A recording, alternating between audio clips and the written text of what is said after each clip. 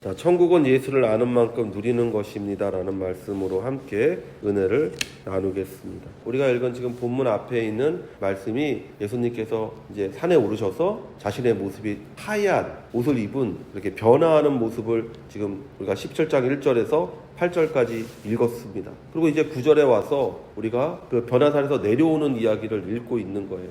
근데 변화산에서의 이야기는 우리에게 몇 가지를 알려주는데, 첫째는 예수를 육체로 아는 자들은 결코 천국을 경험할 수가 없다라는 것이. 예수님을 처음에 그들은 다 랍비로 알고 있었어. 선생님으로 알고 있었어. 그런데 우리가 마태복음 16장에 가서 비로소 예수님께서 그들에게 너희는 나를 누구라 하느냐라고 질문하는 것을 보는 거예요. 그때 베드로가 제자들을 대신해서 이렇게 답변합니다. 주는 그리스도시요 살아계신 하나님의 아들이십니다. 그 고백을 통해서 그들이 이제 예수 그리스도를 육체로 아는 것이 아니라 이 땅에 자신들을 구원하기 위해 오신 분이라는 것을 그들이 고백하고 나서야 그들이 바로 예수 그리스도와 함께 산에 올라 예수 그리스도의 변화를, 즉 예수 그리스도가 정말 그들이 고백한 것처럼 그리스도라는 것을 체험하게 되는 것을 우리가 발견하게 되잖아요. 즉 우리가 성경을 읽을 때 예수 그리스도의 말씀을 사람의 말, 도덕적인 말, 율법으로 받아들이면 그것에서 우리는 절대로 변화산에서 제자들이 체험했던 것을 경험할 수가 없는 것이죠. 둘째는 말씀이 없는 믿음으로는 천국을 누릴 수가 없다는 거예요. 그 변화산에서 제자들은 예수 외에 누구를 만납니까? 율법을 상징하는 모세를 만나고 선지서를 상징하는 엘리야를 만나게 되는 것을 보잖아요. 즉 말씀을 통해서 예수를 깨닫지 않는 사람은 절대로 천국을 경험할 수 없는 것이죠. 내가 믿는 사람이라면 모세를 통해서 또는 엘리야를 통해서 우리가 예수 그리스도를 알아야 되고 깨닫게 되는 것이잖아요. 그 말씀을 통해서만 우리에게 믿음이 오고 그 믿음을 통해서 우리가 천국을 체험하는 사람이 된다는 것을 알 수가 있는 것이죠. 셋째는 십자가를 통과해 부활에 이를 때 우리는 천국을 누리는 사람이 되는 거예요. 예수님께서 계속해서 고난에 대해서 말씀하셔요. 믿는 자로서의 사는 고난을 말씀하시는 거예요. 예수님이 세상 사람과 간단하게 영합해서 살았으면 예수님은 절대로 십자가에 달려 죽지 않았을 거예요. 온 이스라엘이 그를 왕으로 삼으려고 할 때 그가 이스라엘의 왕이 됐으면 그는 로마인에게 죽었을지 모르지만 왕으로서의 그 희왕찬란한 삶을 살았을 거예요. 마귀가 예수님을 유혹했던 유혹이 그거잖아요. 너 나한테 절 한 번만 해. 그러면 내가 너를 온 땅의 지배자로 만들어 줄게. 너 고난받을 필요 없어. 너 어려움 겪을 필요 없어. 너 환난을 당할 이유가 없어. 너 십자가에서 죽을 필요가 없어. 나한테 절 한 번만 해. 근데 예수님은 그것을 거절하시잖아요. 예수님이 제자들에게 계속해서 고난에 대해서 얘기합니다. 나 고난받을 거다. 나 십자가에서 죽을 거다. 그러면서 그것만을 말하는 것이 아니라 그 십자가를 통과해서 부활이 있을 것이다 라고 예수님께서 그 십자가 뒤에 항상 부활을 동일하게 말씀하신다는 것을 우리가 성경을 읽을 때마다 보게 되는 거예요. 여러분이 이 땅을 살아가면서 예수를 믿으면서 겪는 손해들, 예수를 믿음으로써 여러분이 겪는 어려움들, 환난들, 문제들, 그런 것들이 결국은 여러분에게 주어지는 영광을 위한 것이라고 성경은 우리에게 반복해서 얘기하고 있잖아요. 많은 믿는다고 주장하고 생각하는 사람들이 왜 천국을 누리지 못하고 세상 사람들과 조금도 다르게 살지 못하는지를 우리는 예수님의 변화산의 변화를 통해 알 수 있습니다. 수많은 사람들이 교회를 다니고 수많은 사람들이 자기를 기독교인이라고 얘기하지만 그러나 사실은 소수의 사람만이 참으로 믿는 자고 소수의 사람만이 참으로 예수를 알고 예수를 알기 때문에 그 소수의 사람만이 천국을 경험하고 천국을 누리는 사람이 되는 거예요. 바울이 우리에게 천국을 이렇게 얘기합니다. 천국은 먹고 마시는 것이 아닙니다. 내가 얼마나 많이 가지고 내가 얼마나 높은 자리에 가고 그것이 천국이 아니라는 거예요. 천국은 하나님의 의를 갖는 것이고 평안과 기쁨이라고, 평안과 희락이라고 얘기했어요.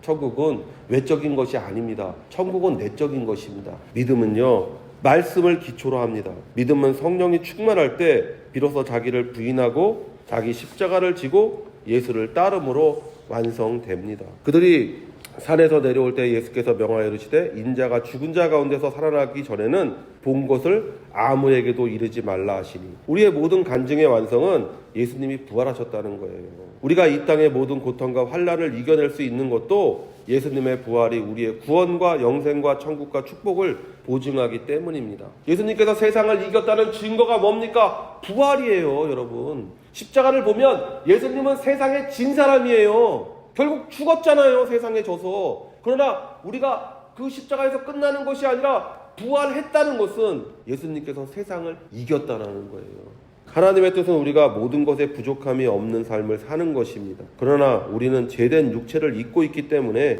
끊임없는 마귀의 유혹을 받는 환경에 둘러싸여 있습니다. 베드로전서 3장 8절에서 10절에 근신하라 깨어라 너희 대적 마귀가 우는 사자같이 두루다니며 삼킬 자를 찾나니 너희는 믿음을 굳건하게 하여 그를 대적하라. 이는 세상에 있는 너희 형제들도 동일한 고난을 당하는 줄을 알미라. 모든 은혜의 하나님 곧 그리스도 안에서 너희를 부르사 자기의 영원한 영광에 들어가게 하신 이가 잠깐 고난을 당한 너희를 친히 온전하게 하시며 굳건하게 하시며 강하게 하시며 털을 견고하게 하시리라. 베드로가 얘기합니다. 세상 사는 동안 너희 마귀의 유혹에 끊임없이 시험을 당할 거다. 때로는 마귀의 유혹에 넘어져서 고난을 당할 거다. 그러나 너희 믿음을 굳건하게 붙잡아라. 이미 너희는 천국에 들어간 사람들이니까. 천국에 들어갈 사람이라고 얘기하지 않았어요. 하나님의 영광 가운데 들어갈 사람이라고 미래형으로 말하지 않았어요. 과거형으로 말했어요, 여러분. 너희는 이미 영광에 들어간 사람들이다. 그러니까 믿음을 갖고 들어간 사람처럼 살라고 말하는 거예요. 이미 부유한 사람처럼 살라고 얘기하는 거예요. 이미 강건한 사람처럼 살라고 얘기하는 거예요. 이미 가진 사람처럼 살라고 얘기하는 거예요. 예수님이 부활하셨다는 사실이 우리가 이 모든 유혹에서 이길 수 있는 믿음을 가져다 주는 거예요. 부활은 우리에게 이 세상이 끝이 아니라는 것을 말해주는 거예요. 부활은 우리에게 다른 삶과 다른 나라가 존재한다는 것을 말해주는 거예요.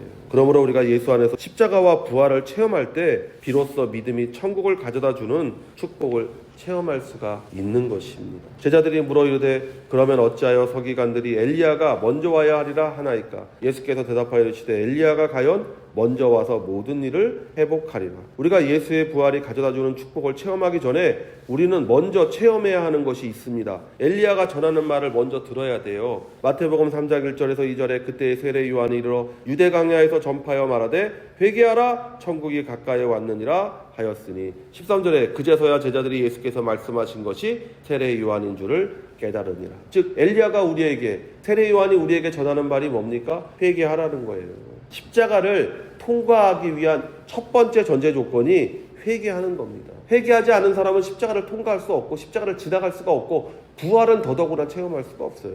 마태복음 4장에는 예수님께서 첫 복음의 소식이 뭐냐면 회개하라 천국이 가까이 왔느니라. 세례 요한과 똑같은 말씀을 하셨어요. 회개가 없이 예수님의 십자가와 부활에 참여할 수 없습니다. 많은 믿는다고 주장하는 사람들이 먼저 회개하지 않았기 때문에 천국을 누리지 못하는 것입니다. 회개는 무엇입니까? 마태복음 3장 8절에서 10절에 그러므로 회개에 합당한 열매를 맺고 속으로 아브라함이 우리 조상이라고 생각하지 말라. 내가 너희에게 이르노니 하나님이 능히 이 돌들로도 아브라함의 자손이 되게 하시리라. 이미 도끼가 나무 뿌리에 놓였으니 좋은 열매를 맺지 아니하는 나무마다 찍혀 불에 던져지리라. 회개는요, 첫째 합당한 열매를 맺는 거예요. 입으로 하는 것이 아니라고 말씀드렸습니다. 회개한 사람은 당연히 합당한 열매를 맺는 거예요. 생각이 바뀌었기 때문에 입술이 바뀌는 거고 삶이 바뀌는 거예요. 그런데 입으로만 회개를 하기 때문에 삶이 바뀌지가 않아요. 그건 회개한 게 아니죠. 회개한 척 하는 거죠. 회개는 열매를 맺게 돼 있습니다. 그 열매가 뭡니까? 내가 다른 사람이 되었다는 증거잖아요. 이전에는 내가 남의 것을 훔치는 사람이었는데 이제는 내가 내 것을 남에게 나누어 주는 사람이 되는 거잖아요. 우리가 세리장 삭개오를 생각해 보십시오. 어마어마한 부자인 사람이에요, 이 사람은요. 그런데 이 사람이 예수를 만납니다. 그리고 나서 이 사람이 회개를 하는데 어떻게 해결하냐? 내가 남의 것을 뺏은 것이 있으면 내가 배나 돌려주고 그리고 내 재단 중에 3분의 1을 띄워서 내가 가난한 사람에게 나눠주겠습니다 라고 하니까 예수님께서 그때서야 삭개오를 칭찬하세요. 이 사람도 이제 아브라함의 자녀가 되었다라고 얘기하잖아요. 무엇이 회개인지를 그 삭개오의 이야기를 통해서 보잖아요. 그 사람이 직업을 바꾸지 않았어요. 그 사람은 여전히 세리장이에요. 그러나 일하는 방식이 바뀌잖아요. 전에는 내 이익을 위해서 토색하고 내 이익을 위해서 더 뜯어냈던 사람이 이제는 정직하게 받을 것만 받고 내가 더 받은 것이 있으면 배나 돌려주는 삶의 형식이, 삶의 모양이, 삶의 모습이 바뀌었잖아요. 이게 회개고, 이 회개가 이루어질 때 그 사람이 아브라함의 자녀라고 예수님께서 칭찬하는 것을 우리가 발견하게 되잖아요. 둘째는요, 자기 자신과 하나님을 아는 거예요. 이 사람들 회개하러 나왔을 때 세례 요한이 얘기합니다. 다 아브라함의 후손이에요. 유대인이에요. 거기 나온 사람들은. 유대인들에게 말합니다. 야, 너 아브라함의 후손이라고 얘기하지 마. 너 아브라함의 후손이 아니야. 하나님은 돌들로도 아브라함 후손 만들 수 있어. 네가 누군지를 아는 게 회개라는 거예요. 내가 죄인임을 아는 게 회개라는 거예요. 그리고 여기 보세요. 돌들로도 아브라함의 자녀를 만들 수 있는 하나님의 능력을 아는 것이 회개라는 거예요. 내가 돌이었다라는 걸 인정하는 거예요. 내가 돌이에요. 돌이라는 건 뭡니까? 아무 쓸모 없는 거잖아요. 내가 얼마나 완악한 마음을 가졌던 돌과 같은 마음을 가진 사람입니까? 그런데 회개가 그 사람을 무엇으로 만드냐? 아브라함의 자녀로 만든다는 거예요. 그래서 에스겔이 뭐라고 얘기합니까? 하나님이 돌과 같은 너의 마음을 부드러운 마음으로 만드실 거라고 얘기하잖아요. 어떨 때? 성령이 임할 때. 회개하면 성령이 임하는 것이고, 성령이 임할 때 여러분이 예수님을 나의 주라고 고백하게 되는 것이고, 그 고백하는 자가 아브라함의 자녀, 아브라함의 후사가 되어서 하나님이 아브라함에게 약속했던 그 모든 축복을 가지게 되는 사람이 된다는 것을 얘기하고 있잖아요. 셋째로 종말의 임박함을 알고 사는 거예요. 이미 도끼가 나무뿌리에 놓였다. 이 세상에서 종말이 온다면 여러분 어떻게 사시겠습니까? 종말이 온다면 여러분이 무엇을 먹을까, 무엇을 입을까, 무엇을 마실까 염려하며 근심하며 그런 삶을 살겠어요? 도끼가 나무뿌리에 놓여있다고 세례 요한이 얘기하잖아요. 회개는요, 이것을 생각하는 거예요. 종말을 생각하고 사는 거예요. 언제 죽을지 모른다. 언제 이 세상이 끝날지 모르는데 내가 허랑방탕하게 살겠습니까? 내가 온갖 걱정을 하며 살겠습니까? 무엇을 할까요? 내가 어떻게 살까요? 근신하고 깨어서 하나님의 나라를 기다리는 소망을 가지고 사는 인생이 되어야 될 줄로 믿습니다.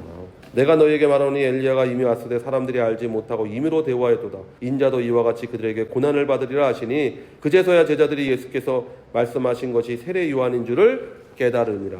예수님의 고난은 인간이 얼마나 제약되었는지를 증명하는 것입니다. 옳은 소리를 하는 자들을 핍박하는 것은 그 사회가 삐뚤어져 있다는 증거예요.